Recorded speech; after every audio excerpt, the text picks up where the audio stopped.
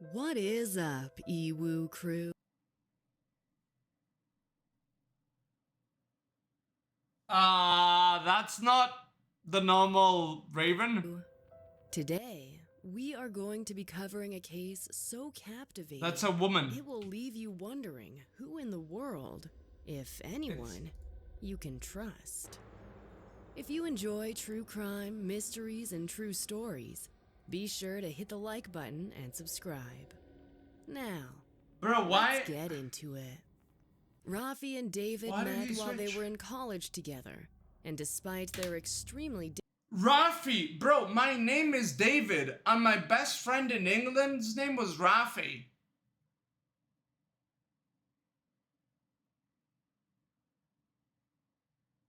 I'm not even kidding. My best friend's name in England when I was 11 years old was Rafi. And mine's David. interests, they hit it off and quickly became best And friends. we were best friends. Rafi had his sights I on killed him journalism in an alternate post-graduation, universe. whereas David became a traffic policy analyst. But the What? two men had one distinct interest in common. Traffic policy analyst. That's a fake. How many of them exist? That's fake, right? Traffic policy.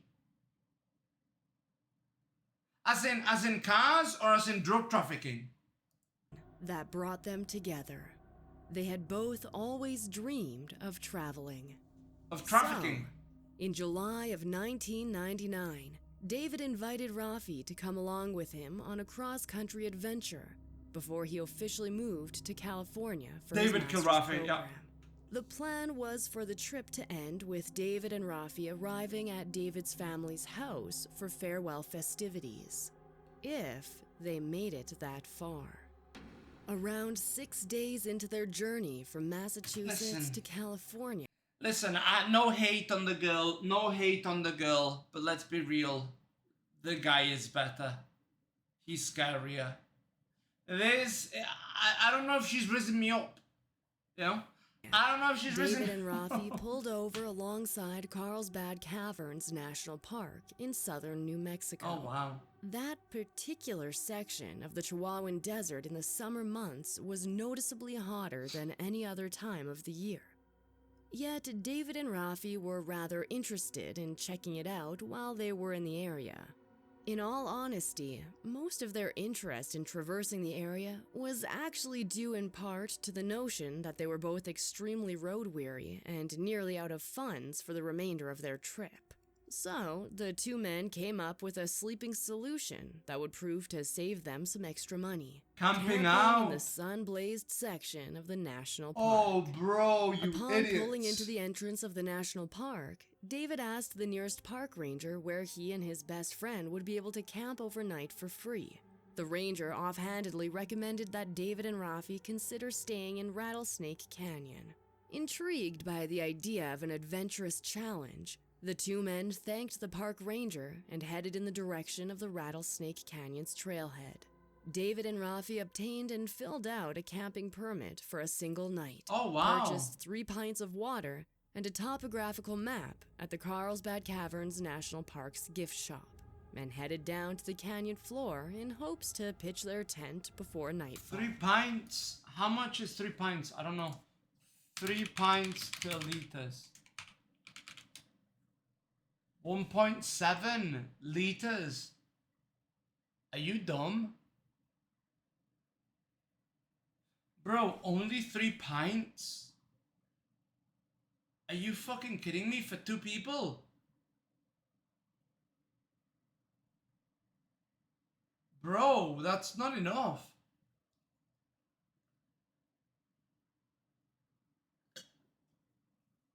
Underneath the scorching heat? It's nowhere near enough. Nowhere near. By the time the pair made it to the very They bottom were out the of water. canyon, They were the sun had already started to set. But they were out of water As by quickly then. as they could manage, they set up a makeshift camp consisting of a quaint tent, a commandeered fire pit, and suboptimal sleeping conditions. Yeah, no shit. As the Carlsbad Park Ranger had recommended that the men carry 1 gallon of water per person per day, David purchased 3 gallons to appropriately cover himself and Rafi over the course of their night-long stay. Oh, okay. Perhaps the two men should have planned a bit better, and perhaps, if they had been more prepared, they could have avoided what You bought would 3 come. gallons. You bought 3 gallons. That's Considering enough, the no? notion that they intended to only stay in the canyon for one singular evening, Rafi and David saw no issue in utilizing one of their 3 gallons of water to boil hot dogs for their dinner Oh, after they you finished idiots. making camp. Oh, After you all, idiots. They would be in and out of the canyon by the time the sun rose in the morning. But if the car doesn't Except- work, Life does not always go as planned. but if the car doesn't When work, David you're and so Rafi fucked. woke early in the morning of August 4th, 1999, they were entirely unaware of what would be in store for them. Rafi helped David break... Yeah, I don't know, bro. I don't know why they would boil the fucking glizzies. Just eat them like that, bro. Eat them raw. Fuck it. Eat them raw. Eat them raw. They're already cured. They have to be, right? You don't need to boil them. They're gonna taste kind of the same. You're losing water, bro. You're in a desert, you retards. break camp and pack up all of their belongings before setting out into the direction of the parking lot. Actual where they negative had left their IQ. car in You the know night what, before. bro? You know what? I was the third friend. I murdered both of them for being dumbasses. Unfortunately, neither Jesus. David nor Rafi actually knew how to properly read a topographic Oh, map, you idiots. let alone the one they had purchased at the National Park's gift shop. So, when they couldn't agree on which direction they had come from the day before, David and Rafi realized all too suddenly Oh, that dude. they were lost. Oh, After much dude. deliberation, the men decided to pick a direction at random and Oh, set off dude. on foot in search of any other people, or hopefully, their Huh? own vehicle. How do you On lose their your way- car? How do you lose your car? How do you lose your car? Why are you far away from your car?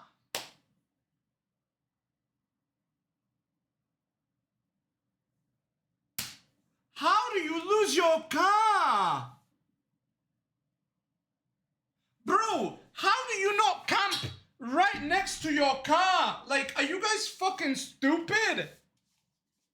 Alright, so let me get this straight. These guys go to a fucking desert, a canyon, when there's nobody, right? These guys just travel, they just travel over. They don't buy enough water. Then they use one of the gallons, right? Or gallons of pint. I don't know. Was that a miss? Because the park ranger recommended a gallon per person per day, right? But she also said that they bought 3 pints only. But then she said they bought 3 gallons. So I think she got it wrong the second time. I think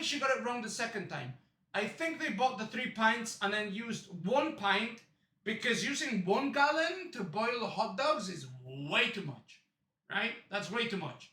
A pint, I can believe it, right? Yeah, a gallon is way too much to boil hot dogs. No? Am I dumb? Depends on how many hot dogs. And then they camp, and they don't camp near their car. Why? How is your car not there? No, you know what, dude? No. That's fake. No. The guy murdered his friend with the car right next to them, but he said that they were looking for the car and his friend fell off a cliff when they were looking for the car. Watch. That's what's gonna happen. Because it's fake. It's a fake story.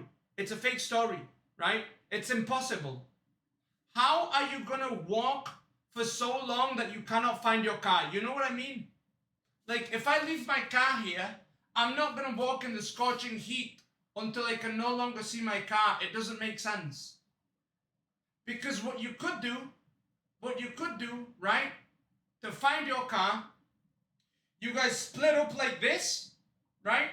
You walk until you can barely see each other, and then you do a circle around each other whilst being able to see your friend, right? So you see your friend, hey, hey, or when you can hear them, hey, right? And then you walk, I can't see the car, and he goes, I can't see it either. And then you walk, I still can't see the car. Me neither. That's kind of what you do if you're a smart person, right? And you actually got lost. That's what I do. That's what I would do. And I didn't even have 2 minutes to think of it because I'm fucking smart. But for starters, I would sleep next to my car. But anyways, this guy's lying. Absolutely murdered his friend and said that his friend fell while trying to find the car. 100%. Because it's impossible. It's impossible, dude. Some people can't find their car at Walmart parking lot.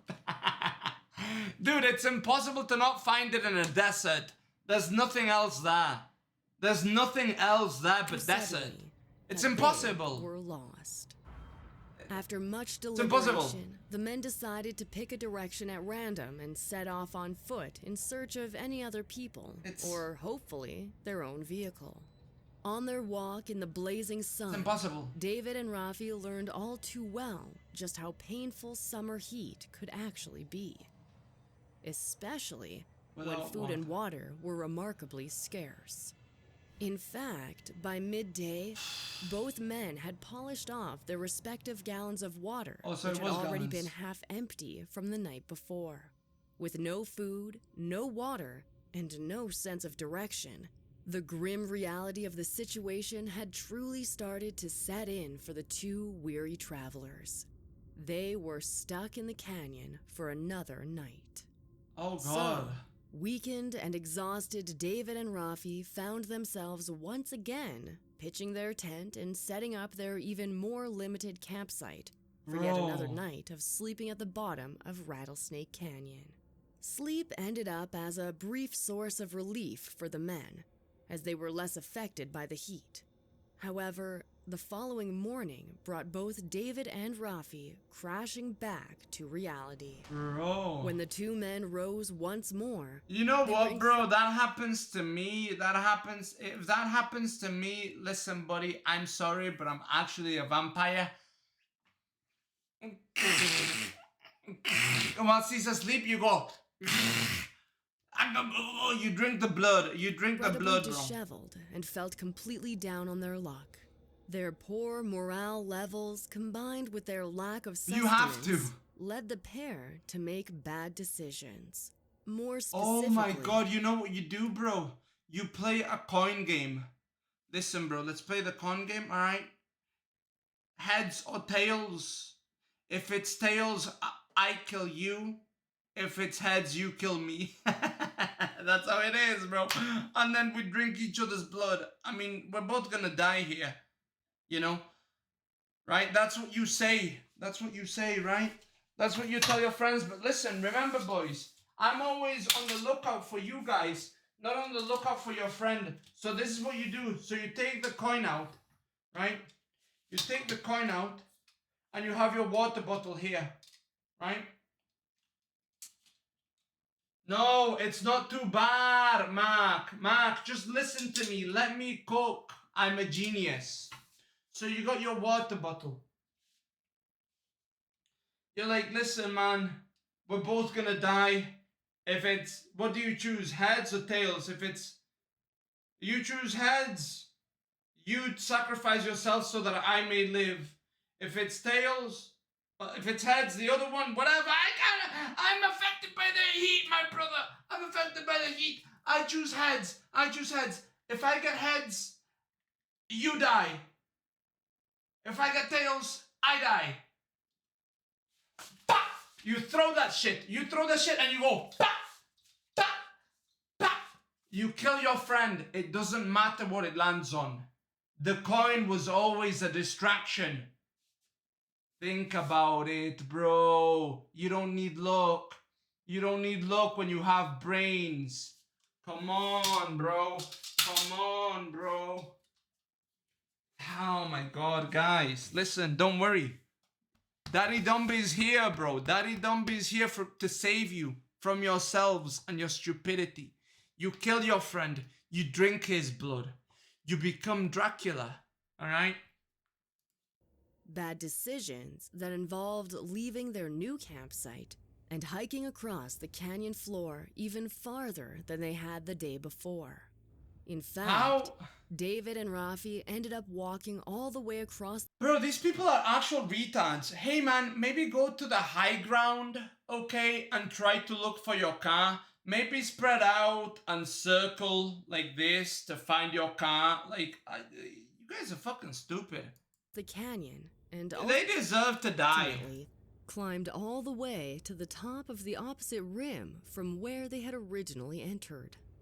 All in 100-degree heat. The two men had actually decided to head in that particular direction, as Rafi had claimed to have seen moving lights in the distance the night before. Lights that both men prayed to be headlights. Oh my god. Where there were headlights, the men hoped, there would be road. That road would make all of their trekking worth it. Unfortunately, for David and Rafi, it was the aliens, bro. Upon learning that their efforts his friend got abducted, were all Nikki. for nothing, both of the men had felt completely dejected, dehydrated, dude. And ultimately, dude, there's so many strats. If you just sit down and think about it, there's so many strats. Okay, so we can't find our car. All right, let's go to the highest point and we hike out there and we look. We look in the morning, right? We look for our car. Actually, here's what you do. You rest during the day. You don't walk during the day because you're going to die of overheating, right? You wait for the night, right? You sleep during the day as much as you can. You wake at night.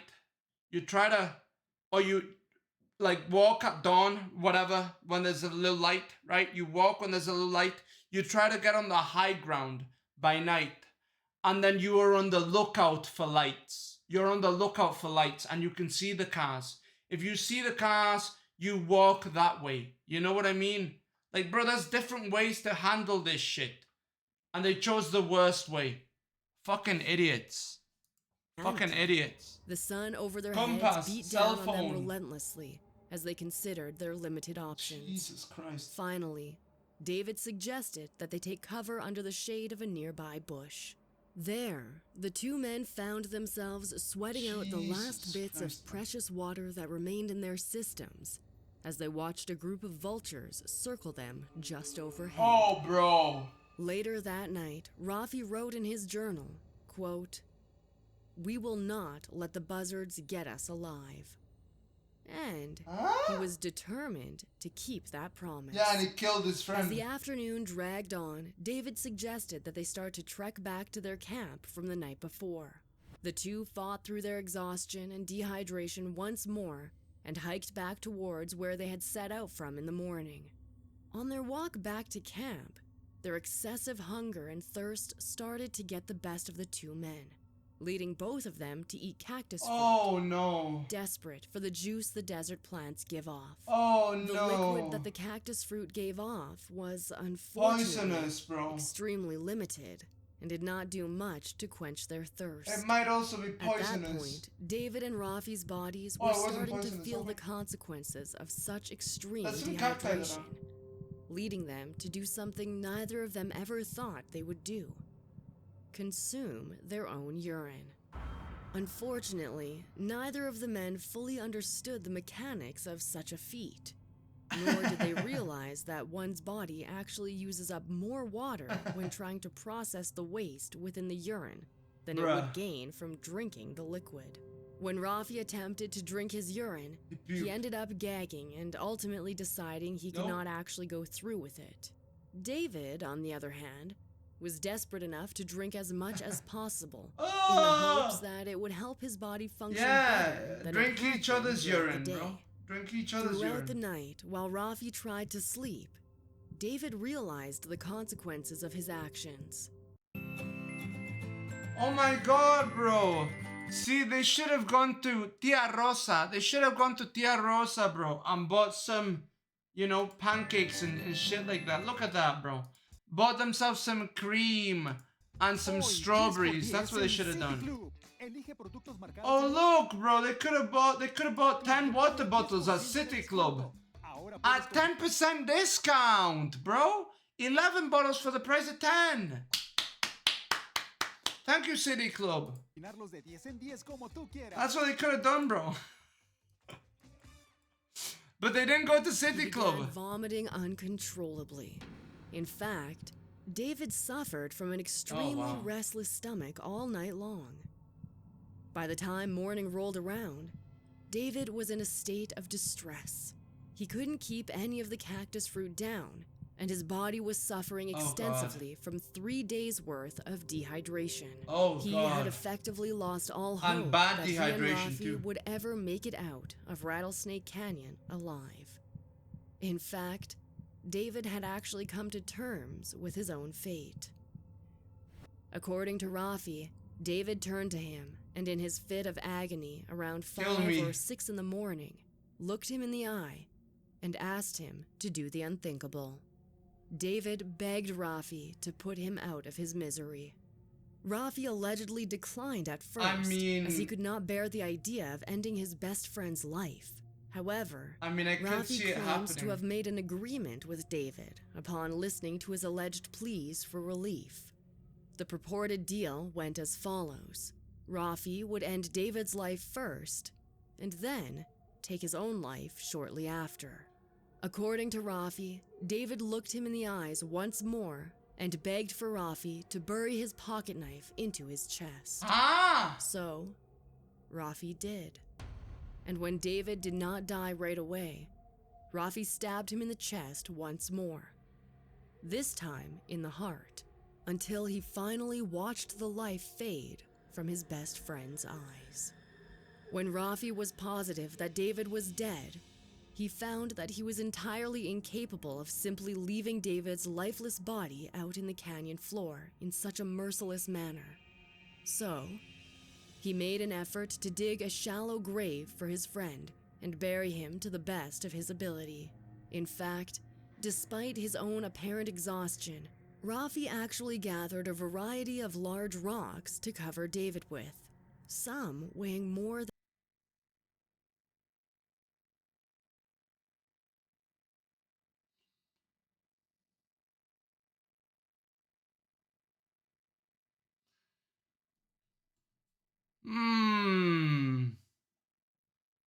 Super believable story.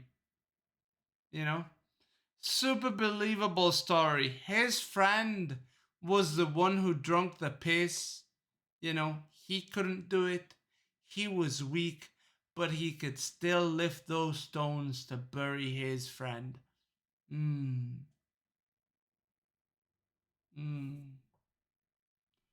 Bro, that's his best friend. You'd do anything for your best friend. He just killed his best friend. Of course he could lift those stones and bury him. than 70 pounds. He's not hiding the body. What? Hiding the evidence? No. He's, Now, she's gonna tell me that he finds the car, right? That's what she's gonna tell me, that he found the car magically. But it wasn't actually magically, bro. So this was a test from God himself, right? And when he buried his friend, God said, you know what? You're a good human. Here's the car right there. That's what happened, bro. Watch. He's gonna get into the car. He's gonna find it. Watch. Pounds.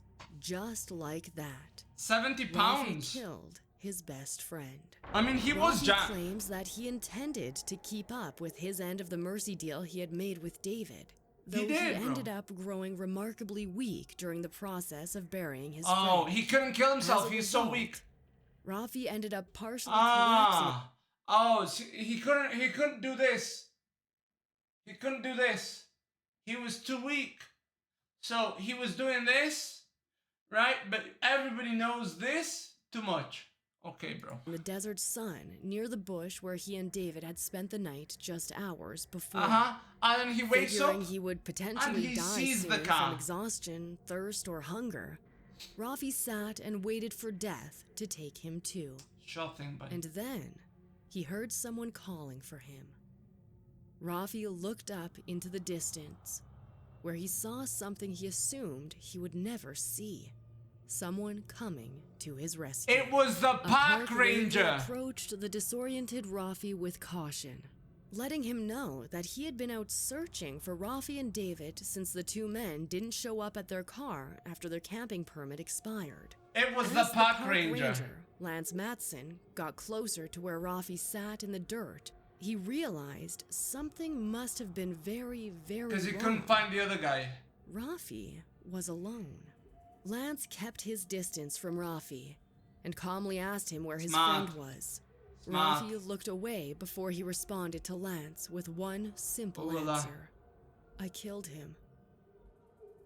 He then pointed to the pile of rocks just feet away from the bush, indicating that David was buried somewhere else. Okay, you know what? An entry from Rafi's journal from that same morning contained a statement that said, quote, I killed and buried my best friend today. David had been in pain all night, and around 5 or 6, he turned to me and begged that I put my knife through his chest. I did. And a second time, when he wouldn't die. New Mexico police arrived shortly after the park ranger came. You know what? He may not actually be a criminal. If he told the park ranger that quickly, if the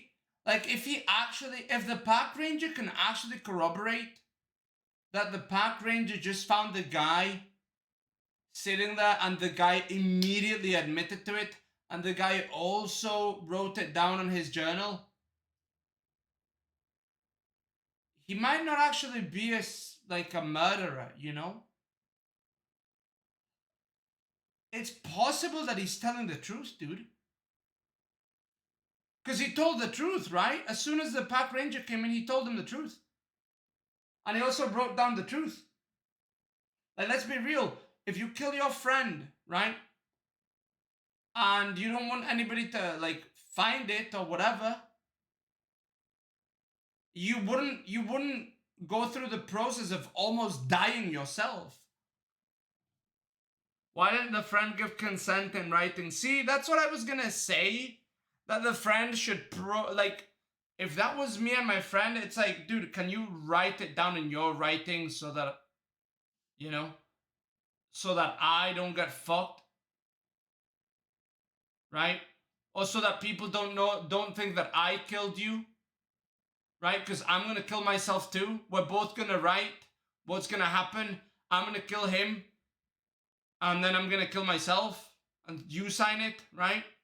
So that people don't actually think I'm a murderer, because they're gonna find our bodies. They're gonna find me stabbing you. And they're gonna find me killing myself. And they're gonna think we were gay lovers. And then it went wrong and I stabbed you. And then I killed myself. And I don't want people to think I'm gay. I'm okay with them thinking I murdered you, but you know what I mean? Came across the crime scene. When officers As if that learned was of the the problem. events of the past 3 days, they could hardly believe what had happened. Dude, it's possible that it's true. More so than that, no one actually knew what to believe. Yeah, because it could be true. 2 men had gone into Rattlesnake Canyon, and only one of them had come out. The truth of what really happened to David could have been properly told by Rafi, or it could have been buried with him in the desert heat. Sheriff Mark Anthony Click had been one of the first officials on the scene and quickly learned of the events of the evening from Rafi's claims. Sheriff Click was one of the first individuals to express his disbelief regarding what Rafi claimed to be the truth. Sheriff Click stated blatantly, quote, I don't care what anyone says, people just don't do that to their friends. You don't get to kill someone in the state of New Mexico just because they ask you to. The actual investigation into David's death was adamantly short, as there was no mystery into who had killed him, nor how he was killed. The main question that everyone was concerned with was, why had Rafi really stabbed his best friend to death? An autopsy on David's body made it clear to investigators that his vomiting from the morning he had died was more due to the fact that he had ingested his own urine and eaten unripe cactus fruit, and was not actually an indication of the end stage of death by thirst. Additionally, it became incredibly evident to investigators that David and Rafi were dehydrated. Yeah, obviously. But they had not been anywhere near actual death. In fact, many other individuals in similar positions had survived without food and water in such hot conditions for far longer than the two men had been stranded. Officials began to wonder if Rafi and David had started to dramatize their situation by comparing it to any stereotypical Hollywood Western film. After all, the two men were lost without any food or water in the middle of a desert for a few days. It could have easily felt like an old age story with a seemingly predictable ending: death. Rafi's remarks regarding the situation were centered around his claim that he had killed David out of consideration for his friend. Rafi even ventured to state, quote, "What I thought I was doing was keeping my friend from going through 12 to 24 hours of hell before he died." Rafi was, of course, arrested for the murder of David Coughlin. At his trial, Rafi ended up pleading guilty to second-degree murder, though he maintained a notion that he had truly only killed David out of mercy. Prosecutors at the trial showed the courtroom video footage of officials removing the rocks from David's makeshift gravesite and revealing David's body and blood-soaked t-shirt. You know what would it wouldn't prove, but it would help his case is if his friend didn't fight back, right? If his friend didn't have like his flesh underneath his fingernails and shit like that, right? If he didn't, you know what I mean? And if this guy didn't have a single scratch, then it would mean maybe the friend wasn't fighting back, or the friend could have been asleep when it happened. No, but then somebody stabs you, you wake up, no? Park officials even testified at the trial, noting that David and Rafi had only actually been about 30 minutes away on foot from their car when Rafi had killed David. Prosecution also alleged to the court. But it doesn't, okay, but hold on. I have heard of people dying on like the Appalachian Trail when they were like 20 meters away from the normal trail. They just couldn't find it. You know, I've heard of people dying really close to like the trail that would have saved their life, but there was so many like trees and shit, they literally couldn't find it and died of exposure. I've heard of that happen. So if it's 30 minutes away walking, bro, that's a long time. Only 30 minutes away? Yeah, but in the right direction. If I walk in the wrong direction, I'm an hour away. And I wouldn't know. You know, like... that the young journalist may have been influenced by a fevered imagination. Part of this argument was the fact that in his position as an editorial assistant to the Boston Globe newspaper, Rafi had reportedly written a 2-part novel story about getting lost in the desert. Though the connection between fiction and the later grim reality is tenuous, it was alleged in court that Rafi's vivid imagination could have played a role in his belief that the situation was worse than it actually was. When the defense took the stand, they were adamant on asserting that the Carlsbad Cavern National Park had been at fault, in part, as their maps were not sufficient enough for 2 adult men to utilize in a moment of distress. Furthermore, medical experts testified that such heat conditions as the ones that David and Rafi had been exposed to have been known to cause heat-related panic that could, in turn, result in poor decision-making. On May 10th, 2000, Rafi was sentenced to 15 years in prison. But the chief district judge, J.W. Forbes, ended up suspending 13 years of Oh, Rafi's wow. 15-year sentence as probation, meaning that Rafi would So 2 ultimately only years. serve 2 years for David's murder. Well, but At we the don't know if it's sentencing, Rafi said, we don't know if it's a "This murder. is something I'm going to live with for the rest of my life. This isn't a 2-year sentence for me. This is a life sentence." David's own family were not fully present at Rafi's trial, though they ended up faxing a statement over to the prosecutor at the trial that read, quote, "We can think of no reason why Rafi would have wished David any harm or pain. Moreover, we cannot presume to know what transpired, or the thoughts and emotions the two experienced during the days before David's death. To be sure, we have questions. However, we find it difficult to believe there was any malicious intent." Yeah. To this day, Okay. David's death remains a mystery.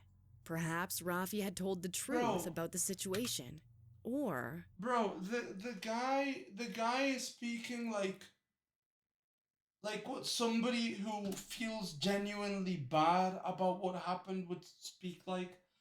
I can't imagine being lost in the fucking desert for a couple of days, dude. Honestly, that must be fucking horrible. And then you're thinking that you're dying. I know that it's only 30 minutes away, but fuck, and the right direction is 30 minutes away, dude. Like I said, I choose the wrong direction. I'm an hour away now. You know? Fuck. And then the family knows more about their relationship, and if they're really like good friends and shit, I honestly could see them just going crazy, dude.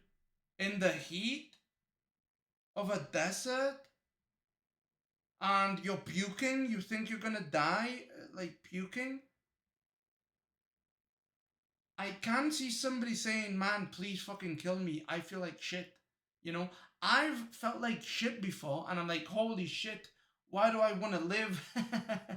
Now imagine if you feel like that, and you're in a desert, and you've been lost 2 days. You might actually tell somebody to fucking kill you. Like, you might actually do that.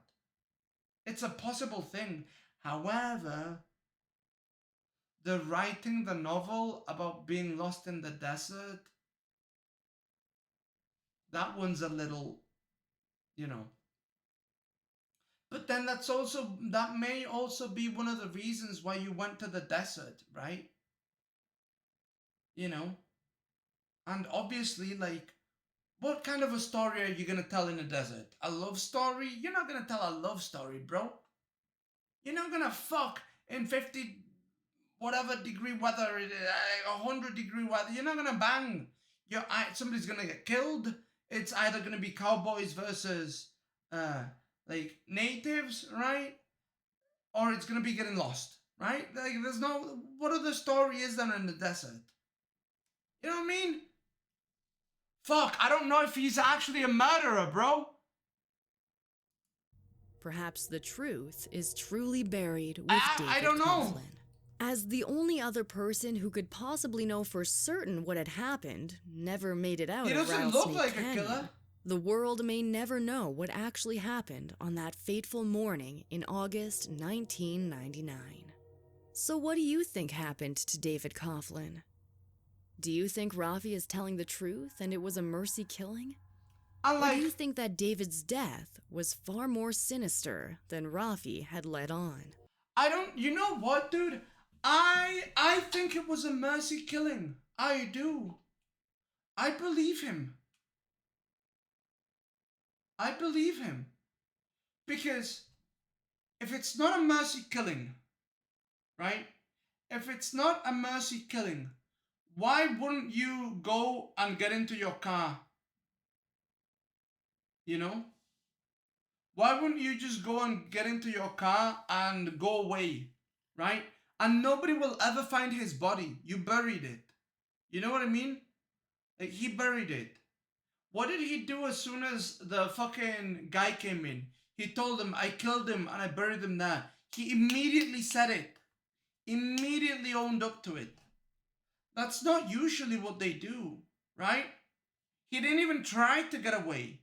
He killed the motherfucker and then he sat next to his friend. Vultures would definitely go there though. Yeah, but like could be a carcass, bro. It could be a fox. It could be a jackal. It could be a I don't know. You know, it could be anything.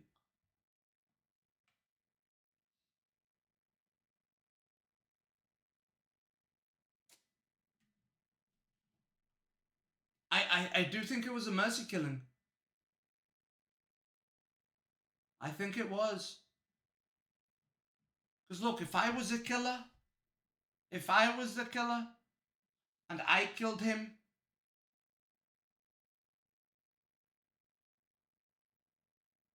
if this guy, right, came up to me and is like, where is he? I don't know. He ate a fruit. You know what I would say, bro? You know what I would say? We ate cactus fruit and we felt terrible. I went to sleep and I don't know where he went and I can't find him. And I've been looking and I've given up. I don't know where he is.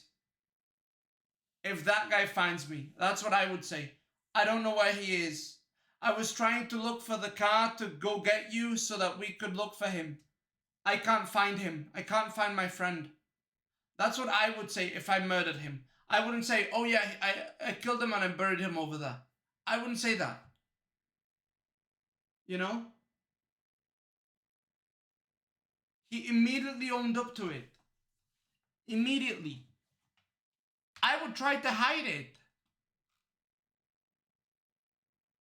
I live in the heat from me.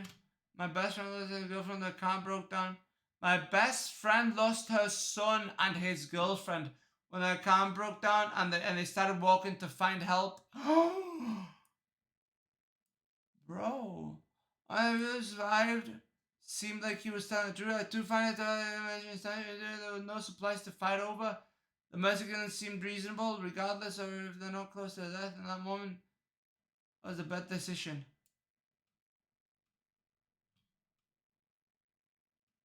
Pretty open and showcase. Anyone who has ever been in the desert knows how insane and brutal the condition is. Now imagine getting lost there and very in danger of the road rushes. The no one is going to rescue and Rather killed David in cold blood. Yeah, why would he give them the courtesy of a burial when he himself was losing energy? People are desperate thing as a witness, so David asked Rafi to kill him. Makes sense.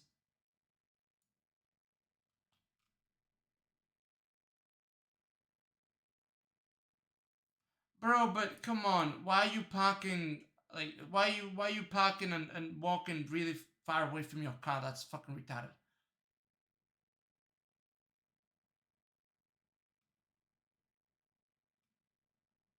Yeah, dude, I legitimately think, I legitimately think it was a mercy killing. I do. That was a mercy killing. Okay. Let's play with jet lagged. Only gonna help him more, Very sad. Ultra sad. Let's play Dead by Daylight.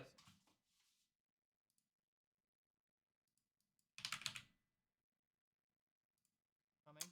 Beauty. Sounds good, bro. Boom. Let's play Dead by Daylight with Jet. Dude, yeah, I think it was a mercy killing. Oh, bro, come on.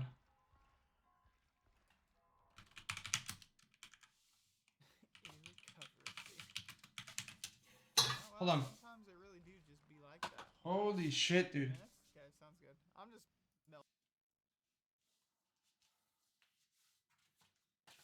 If I was the judge or the jury, he doesn't get convicted, dude.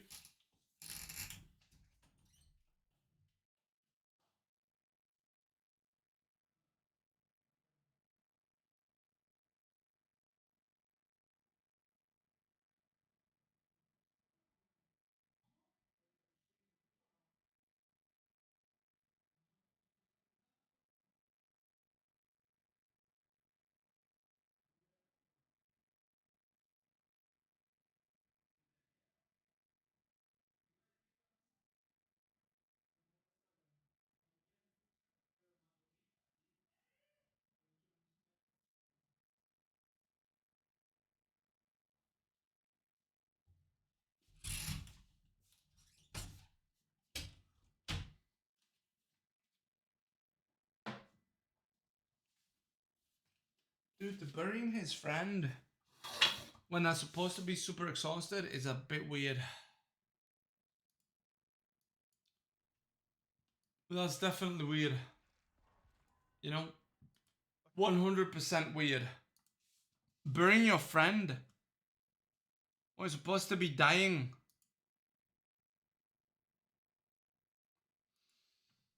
Is weird, but also ratting on yourself when you just killed him is also fucking weird.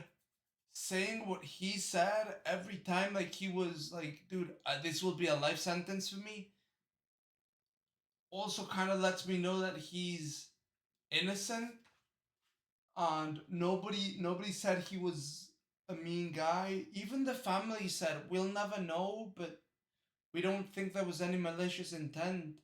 Even the family said that, you know? Fuck, dude.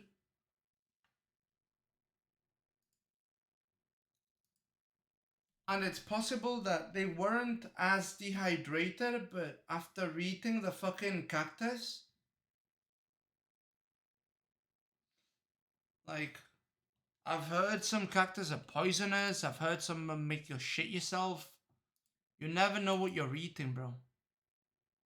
Maybe his friend ate more cactus fruit than him. You know, maybe he ate 1 or 2 and his friend ate, I don't know, 6, 5. Fuck, dude. I should be rapping. I really believe he suffered just as much today as it's a heartbreaking story for a moment. Others who love them, but a cautionary tale: do not go into the desert if you haven't sufficient training in these kinds of settings.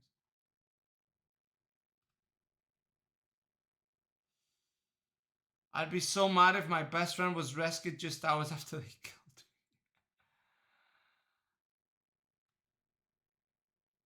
me. Bro. There's actually interviews and clips with Rafi. He was completely gutted and it was very emotional. The various clips from his trial, the judge made the right call.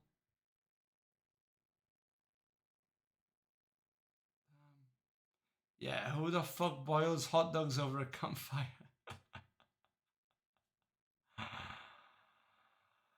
Oh my god, true.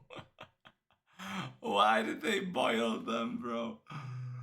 Oh my god. I was like, eat them raw, fuck it. But true, just... You're fine, bro. First of all, never set up a place in a tent called Rattlesnake Canyon. Second, never use a whole whatever. Yeah, true.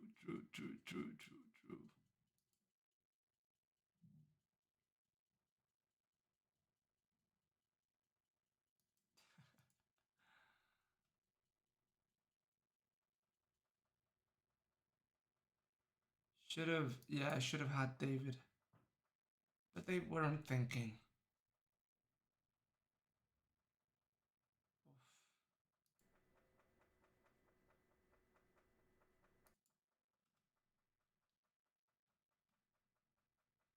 Oof. Bro, come on. There we go. Jesus Christ, man. But then also, he had wrote a story about getting lost in the desert. Bro, that story is just weird.